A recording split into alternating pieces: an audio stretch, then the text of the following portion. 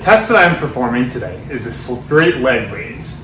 So with the patient laying supine, what you're going to do is you're going to, obviously if I was in the clinic, I would have the table up higher and I would be standing. However, for the situation we're in, I'm kneeling.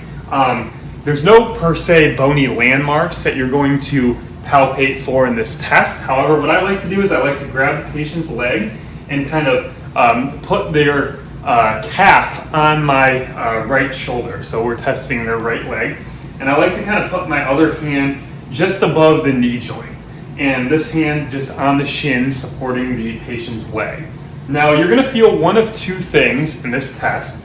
One of which you're either going to have the patient have a reproduction of neural symptoms, as you would see in either a central stenosis or a lumbar radiculopathy, such as numbness and tingling. Or you're going to just feel the stiffness of the hamstring.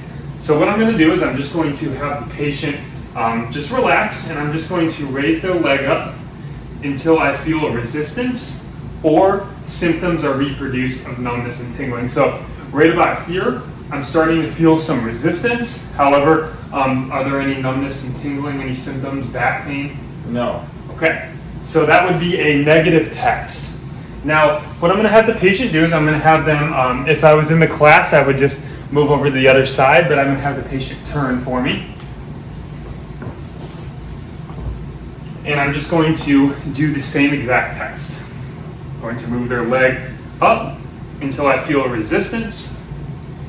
And here is where I feel the resistance. Is there any numbness, tingling, back pain with this? No. Okay. So again, that would be a negative test. Now, for treatment, what I'm going to do is if it's a positive test, like I said before, that's going to be indicative of either a central stenosis or a lumbar radiculopathy. So if you're feeling, or if the patient's feeling back pain or numbness and tingling in their back and down their leg, you're going to want to do some self-traction, some manual traction, and then just other manual therapy on your low back. Now, if you're feeling some tightness, and it's a negative test, but they're feeling a little bit of muscle tightness, what you're going to want to do is you're going to want to do hamstring stretching.